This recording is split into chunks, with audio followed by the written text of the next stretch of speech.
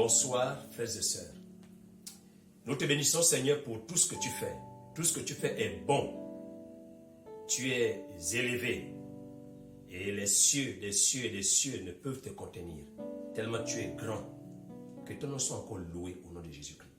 Amen. Nous continuons toujours dans la thématique de la prière. Et la dernière fois, on a lu dans Éphésiens chapitre 6, le verset 18, qui dit ceci: faites en tout temps, par l'Esprit, toutes sortes de prières et de supplications. Veillez à cela avec une entière persévérance et priez pour tous les saints.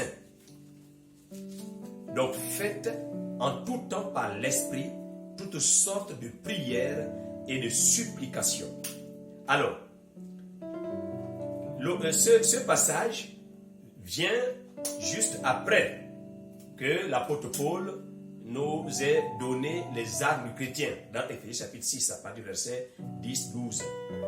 Nous n'avons pas à lutter contre la chair et le sang, mais contre les principautés. Puis on a le bouclier de la foi, on a le casque du salut, la ceinture de vérité, ainsi de suite, ainsi de suite. Donc, on a parlé de l'adoration la dernière fois. Ce soir, on parle de la louange. Louer Dieu. Mais c'est quoi la louange? Louer Dieu, c'est vanter ses mérites. Louer Dieu, c'est dire ce que Dieu a fait pour moi.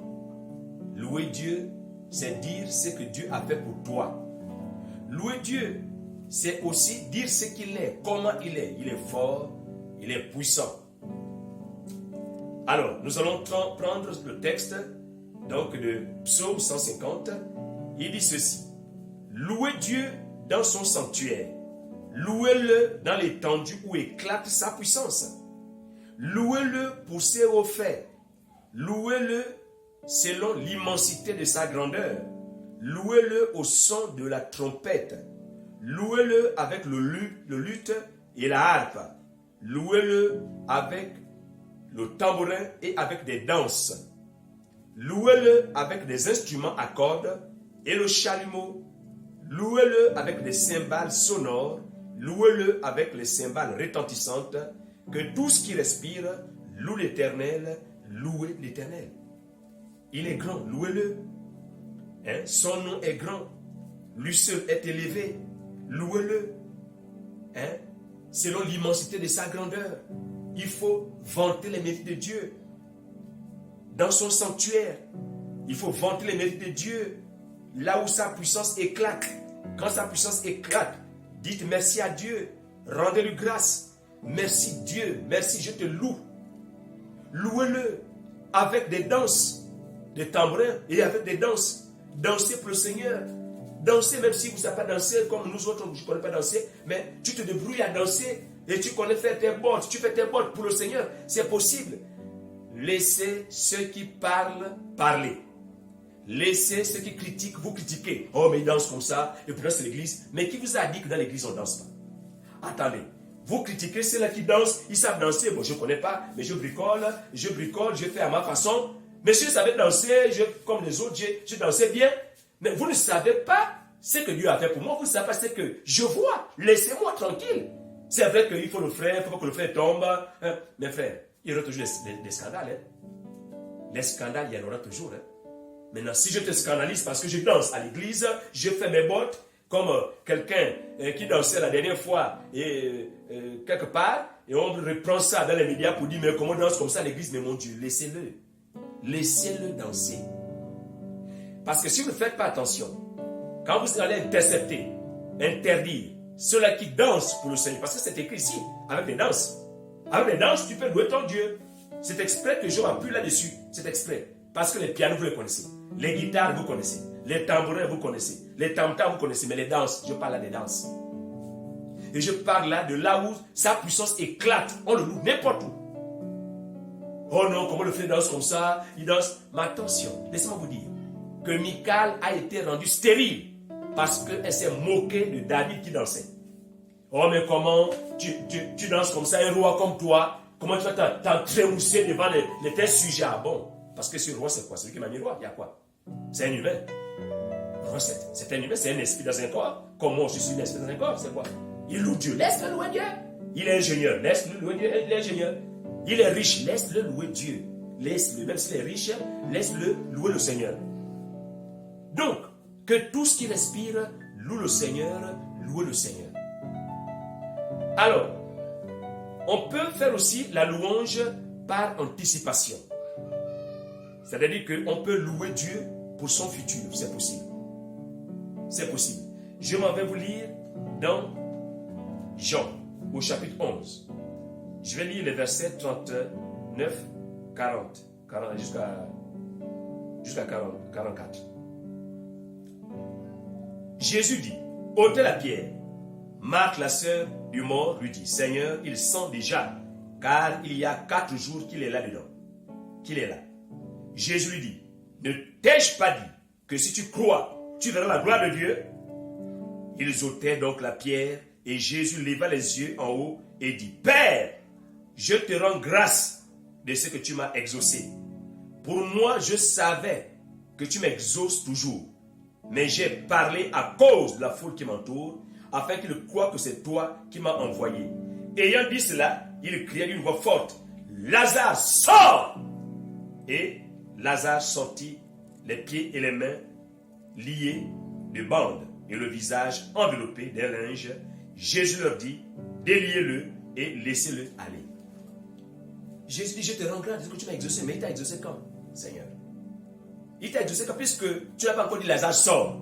Mais vous voyez, en fait, la louange et les remerciements, c'est une attitude, c'est plus qu'un langage, c'est une attitude pour quelqu'un qui connaît Dieu.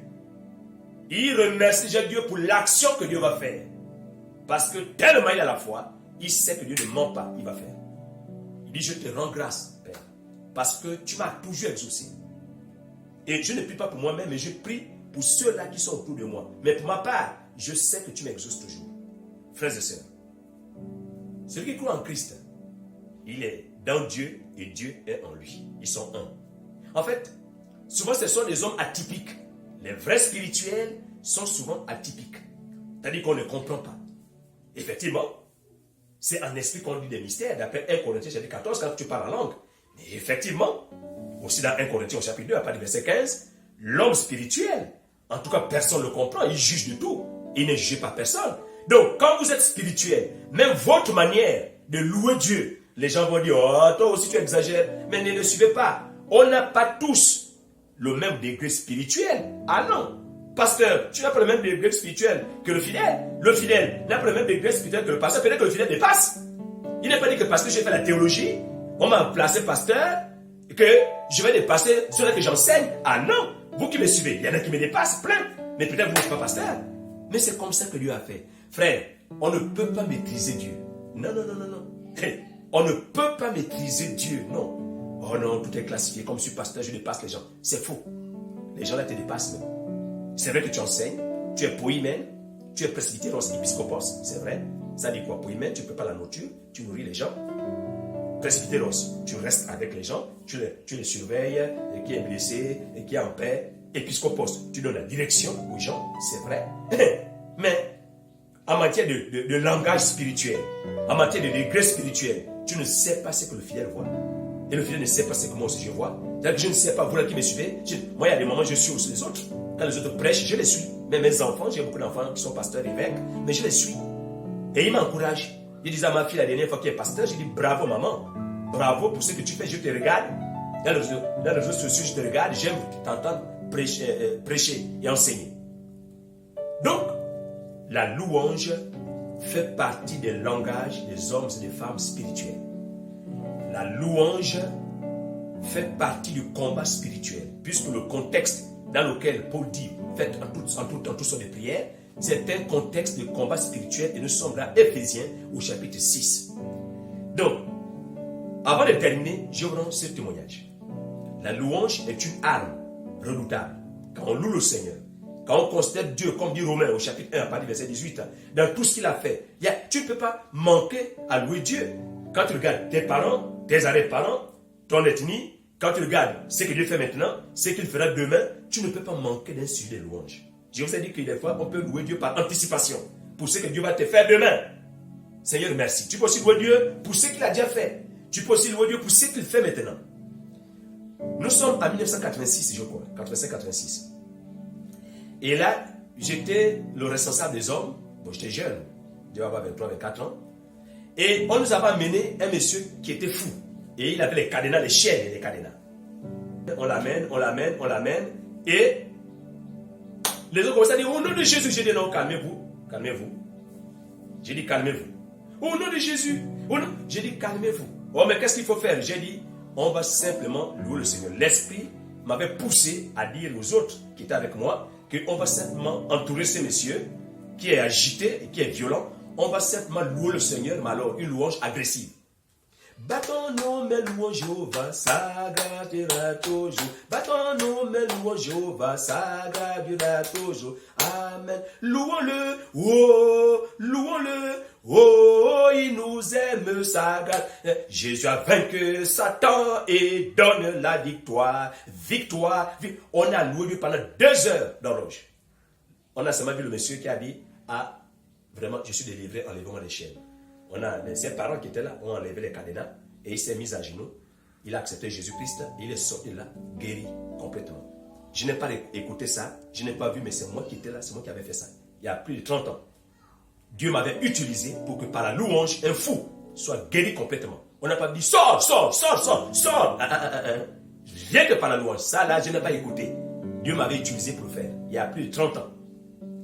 Donc c'est pour dire qu'il n'y a pas seulement une seule manière de prier, s'il vous plaît. Pour me reprendre, il y a plusieurs manières de prier. Prochainement, on verra. Des fois, même le silence est une prière. Parce que la prière, par définition, c'est la communion avec Dieu. Mais la communion, n'est pas que moi qui fait. Non, tout sont des prières. J'adore, c'est bon. Je loue, c'est bon. Mais des fois, le silence. Ce soir, on a vu la louange. Que Dieu nous aide à louer tout ce qu'on peut louer. On peut dire du bien de Dieu. Il y a beaucoup de choses qu'on peut louer le Seigneur.